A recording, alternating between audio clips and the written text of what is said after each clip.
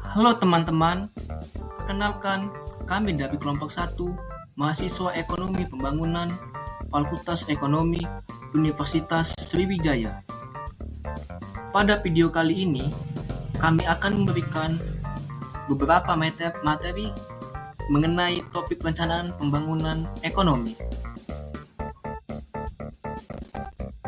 Berikut ini adalah nama anggota kelompok kami: Dapin Prajamal Limanurung, Muhammad Alik Mukni, Muhammad Dapi Raihan Nugraha, Dua Mulia Habib Al-Fikri, dan Suhyansyah. Sebelum kita lanjut ke pembahasan materinya, pasti kalian bertanya-tanya, apa sih yang dimaksud perencanaan pembangunan ekonomi? Tapi sebelum kita masuk ke materi utamanya, mari kita ketahui dahulu apa itu pembangunan ekonomi dan apa saja itu pertumbuhan ekonomi. Untuk mengetahuinya, mari kita lanjut ke slide selanjutnya.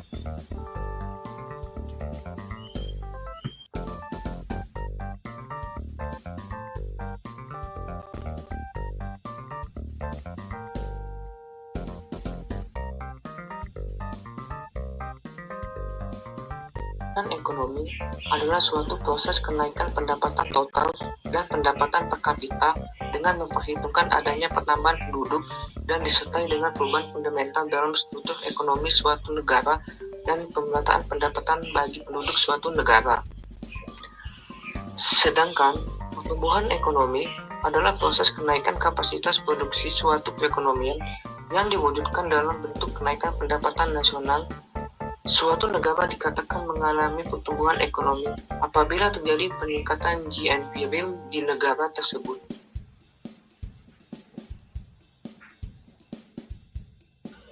Sekarang baru kita masuk ke pengertian perencanaan ekonomi.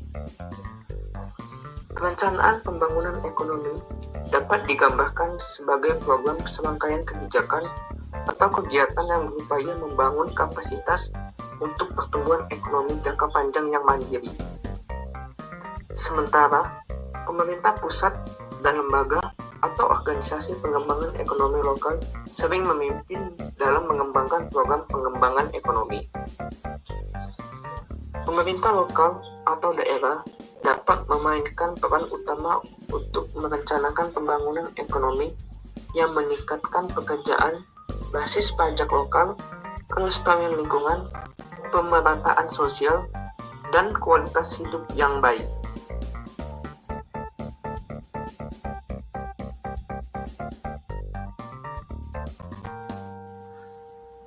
Berikut ini beberapa ciri-ciri dari perencanaan pembangunan ekonomi adalah: A. Usaha mencapai perkembangan sosial ekonomi.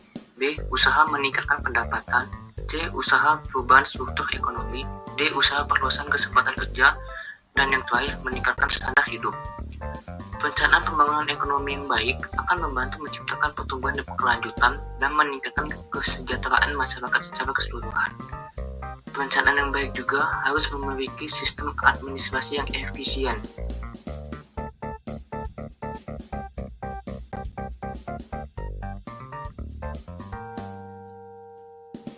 Setelah memahami ciri-ciri perencanaan pembangunan ekonomi, kita akan memasuki tujuan dari perencanaan pembangunan ekonomi.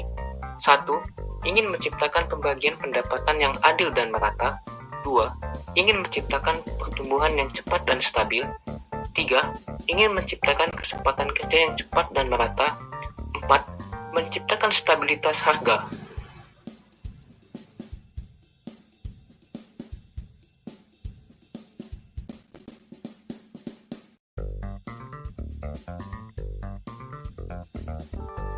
Terdapat juga unsur-unsur perencanaan pembangunan ekonomi.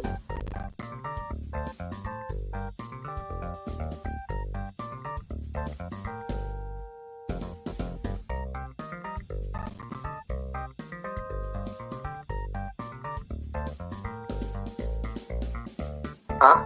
Kebijakan dasar atau strategi dasar. Unsur ini merupakan kebijakan dasar atau strategi dari seluruh rencana yang kemudian dituangkan dalam tujuan dan prioritas pembangunan. B.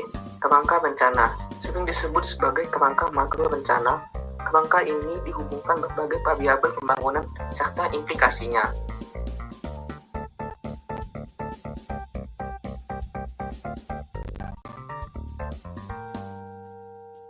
C.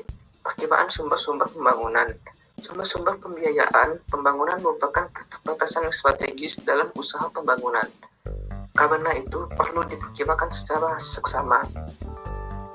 D. Kerangka kebijakan yang konsisten.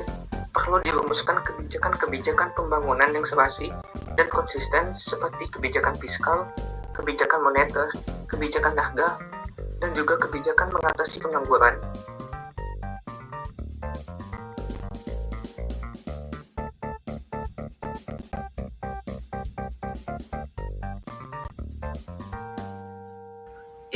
Program investasi dilakukan secara sektoral seperti investasi pada sektor pertanian, sektor industri, sektor pertambangan, sektor pendidikan, sektor perumahan. Ada 3 pertimbangan yang perlu dilakukan dalam program investasi, yaitu 1. Konsistensi yang saling mendukung antara program-program dan proyek-proyek investasi. 2. Menjamin kesempatan kerja yang luas. 3. Penetapan skala prioritas secara tajam. F. Administrasi pembangunan untuk menjamin proses perencanaan pembangunan. Hal ini penting untuk menjaga perencanaan yang dilakukan secara integral antara sektor dengan sektor lainnya agar tidak terjadi tumpang tindih dalam perencanaan.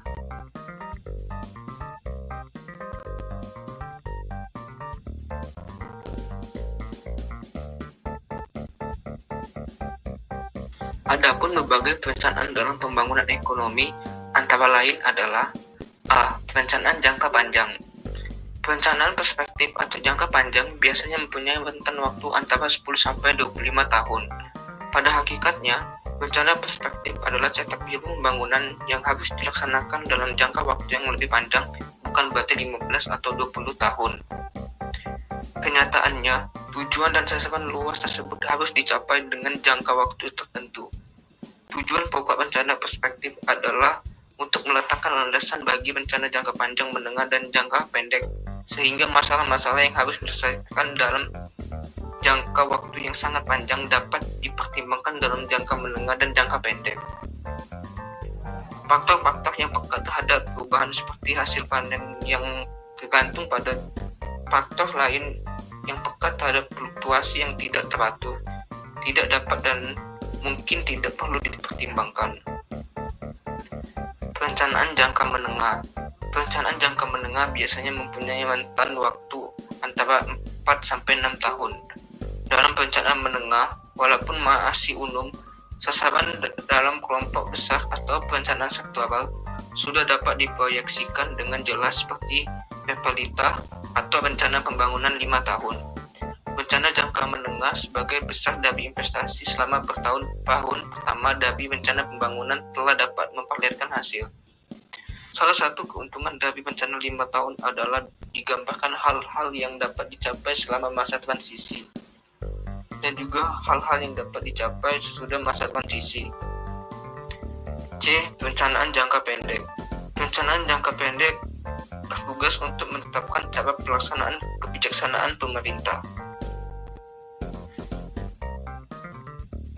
Selanjutnya, kita memasuki faktor perencanaan pembangunan ekonomi. Salah satunya yaitu yang pertama, faktor sumber daya alam. Perkembangan perekonomian suatu bangsa banyak dipengaruhi oleh ketersediaan sumber daya alam seperti tanah yang subur, hutan dan perairan, minyak, gas, dan bahan-bahan lainnya. Sumber daya alam yang melimpah dan murah akan memberi pengaruh terhadap pertumbuhan ekonomi. Eksistensi sumber daya alam menjadi penting jika dikelola dengan sebaik-baiknya. Tidak sedikit negara di dunia ini yang tidak memiliki sumber daya alam secara potensial dan mereka menjadi miskin. Namun, banyak pula negara yang memiliki sumber daya alam dalam jumlah besar, tetapi juga mereka belum dapat membangun perekonomiannya. Yang kedua, sumber daya manusia. Sumber daya manusia memiliki posisi strategis mendorong kemajuan perekonomian suatu bangsa. Tersedianya sumber daya manusia secara potensial akan berfungsi sebagai unsur pendorong kemajuan ekonomi dan daya saing suatu bangsa. Bangsa yang memiliki sumber daya manusia yang relatif berlimpah akan mempunyai daya saing yang relatif lebih unggul dibanding dengan negara yang kekurangan sumber daya manusia. Yang ketiga, ketersediaan modal. Modal memainkan peranan penting dalam meningkatkan hasil kerja perekonomian suatu bangsa. Modal erat kaitannya dengan kemungkinan untuk melakukan perubahan produksi. Modal diperlukan untuk melengkapi sumber daya manusia yang semakin bertambah terus sehingga pemupukan modal merupakan suatu yang tidak dapat dielakkan untuk memperluas produksi serta menciptakan lapangan kerja dan menaikkan output. Yang keempat, kesiapan teknologi. Mesin utama pertumbuhan ekonomi adalah kemajuan pengetahuan dan teknik yang dicerminkan dalam sumber daya manusia dan modal. Karena itu, konsep tentang transformasi teknologi atau teknologi dari negara maju ke negara berkembang dengan tujuan mempercepat proses pembangunan di negara berkembang. Hal ini tidaklah sama dengan mengimpor barang lain, membeli dan memakai seperti pakaian tidak memerlukan teknik yang tinggi dan tidak memerlukan biaya dalam pemakaiannya. Transformasi teknologi tidak otomatis begitu dipasang langsung dapat berfungsi, tetapi memerlukan suatu proses penyesuaian dengan kemampuan sumber daya manusia sebagai unsur penggerak teknologi.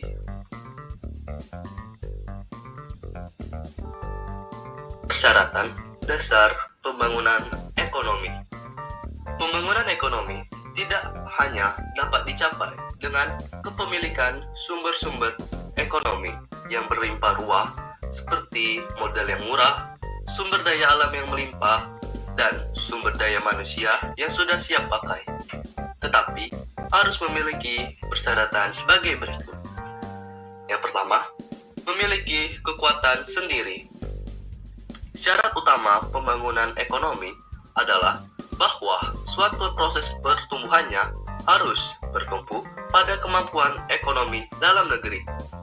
Pembangunan harus diperakasai oleh negara dan tak dapat dicangkokkan dari luar atau dari negara lain. Kekuatan luar hanya pada batas merangsang dan bersifat membantu kekuatan nasional. Bantuan luar negeri hanya dapat mengawali atau merangsang pembangunan dan tidak untuk mempertahankannya. Terlalu banyak bergantung pada bantuan luar negeri akan mematikan kreativitas dalam negeri. Yang kedua, perubahan struktural. Perubahan struktur ekonomi adalah mengandung arti peralihan aktivitas ekonomi masyarakat dari sektor pertanian tradisional menjadi ekonomi industri modern. Perubahan struktur ekonomi tidak berjalan sendiri secara parsial, tetapi memerlukan perubahan secara substansial dan menyeluruh dari berbagai aspek yang akan menopang sektor industri. Yang ketiga, menghilangkan ketidaksempurnaan pasar. Kondisi pasar yang tidak sempurna menyebabkan pergerakan sumber ekonomi terhambat, sehingga menghambat ekspansi sektoral dan pembangunan. Ketidaksempurnaan pasar yang membuat harga-harga faktor tidak stabil, sehingga menghambat kegiatan produksi. Hal ini disebabkan karena mobilisasi faktor ekonomi yang tidak lancar. Kesiapan lembaga ekonomi seperti lembaga kredit untuk penggandaan modal bagi pengusaha. Kesiapan sumber daya manusia dengan upaya stabil, perbaikan teknik produksi harus ditingkatkan. Pengetahuan para usahawan mengenai peluang pasar bagi produk yang mereka hasilkan harus punya kepastian. Yang keempat, persyaratan sosial budaya. Potensial budaya pada umumnya merupakan faktor pendorong dan daya tarik yang kuat jika dikembangkan dengan baik. Budaya kerja keras dan kegotong royongan merupakan potensi dasar masyarakat. Sikap dan budaya suatu bangsa akan terlihat pada ekspresi kehidupan masyarakatnya. Sikap kerja keras, tekun dan ulet, dan tidak malas merupakan faktor yang signifikan terhadap kemampuan meningkatkan produktivitas masyarakat dan daya saing masyarakat.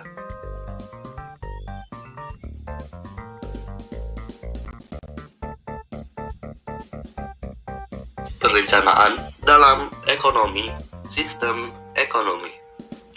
A. Perencanaan dalam ekonomi kapitalis. Ekonomi pasar bebas cenderung mengawasi produksi dan distribusi untuk kepentingan umum. Negara tidak campur tangan dalam perencanaan ekonomi. Negara hanyalah mengurus pertahanan negara, pendidikan, pengadilan, dan membuat infrastruktur yang mendukung jalannya roda ekonomi.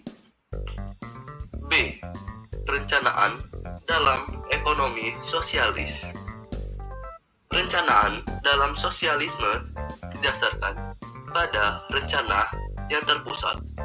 Ada pengusaha atau badan perencanaan pusat yang merumuskan rencana bagi keseluruhan dalam rangka mencapai tujuan dan sasaran tertentu yang telah diletakkan dalam rencana selama jangka waktu yang ditetapkan. Pemerintah mengorganisasikan dan mengalokasikan sumber daya ekonomi dengan komando dan pengawasan secara terencana. C. Perencanaan dalam ekonomi campuran. Perencanaan campuran merupakan gabungan dari sistem kapitalis dan sosialis. Sistem ini bebas dari kejelekan kapitalis dan sosialis, tetapi mengambil kebaikan dari kedua ini. Pembangunan ekonomi dalam sistem perencanaan ini membagi perekonomian negara ke dalam dua sektor ekonomi, yaitu sektor pemerintah dan sektor swasta. Berdasarkan cara pelaksanaannya, perencanaan pusat atau sentralistik.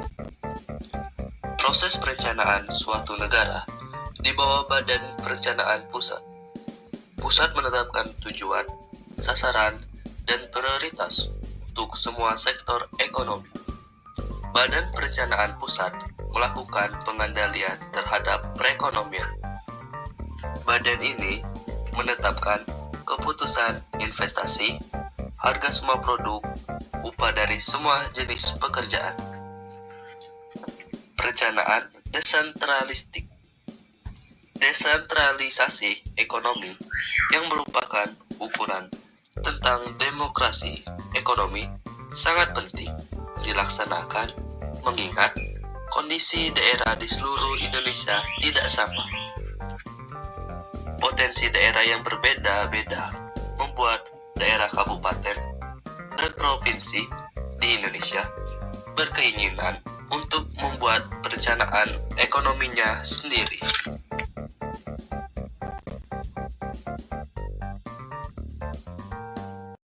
Sebagai contoh, pembangunan pada ibu kota negara IKN Nusantara merupakan upaya pemerintah untuk mengusung pembangunan ekonomi yang inklusif dengan menyebarluaskan magnet pertumbuhan ekonomi baru, sehingga tidak hanya bertumpu di Pulau Jawa semata.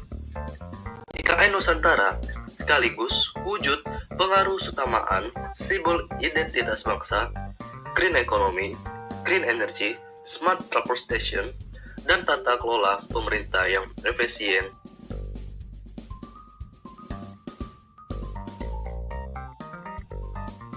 Di sini bisa kita lihat data perencanaan pembangunan ekonomi di Indonesia pada tahun 2020 sampai 2023, yaitu pada tahun 2020 Indonesia mengalami kontraksi sebesar minus 2,7%. Pada tahun 2021, Indonesia mengalami pertumbuhan ekonomi sebesar 3,7%. Dan pada tahun 2022, Indonesia mengalami pertumbuhan ekonomi sebesar 5,31%.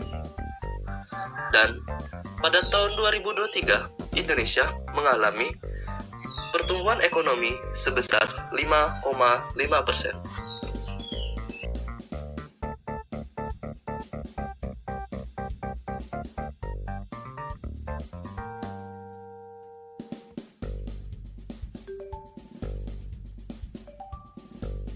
Seperti dikatakan Paul Samuelson, keberhasilan dalam ekonomi berasal dari kemampuan untuk beradaptasi dengan perubahan yang terus-menerus.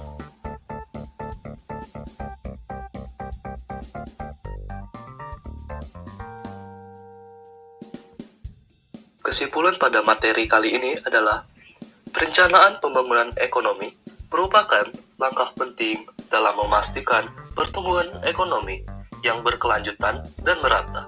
Namun, keberhasilan pembangunan ekonomi tidak hanya diukur dari pertumbuhan ekonomi saja, tetapi juga dari bagaimana kesejahteraan masyarakat meningkat dan ketimpangan sosial dapat dikurangi.